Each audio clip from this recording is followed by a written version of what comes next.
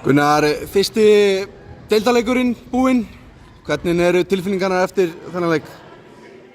Alltaf svekkjandi tap, mjög leiðilegt en fínt að vera komin aftur heim og að spila.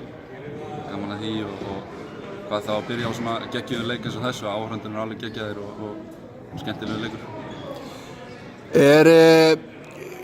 Hvernig verður framhaldið? Það verður svolítið kannski erfitt að jafna sig eftir þetta, eða ekki? Nei, við hljótum að geta komið tilbaka á þessu vonandi bara eins fljótt á hægt ég menna leikur í næstu viku, við þurfum bara að taka short term memory og gleyma þessu sem fyrst og halda áfram. Engin spurning. Ertu ánægður með þinn leik í kvöld? Já, ágætlega ánægður. Ég er ósáttur með kannski hausinn á mér í lokin, fekk hana tæknivillu og ég á að gera betur en það. Já.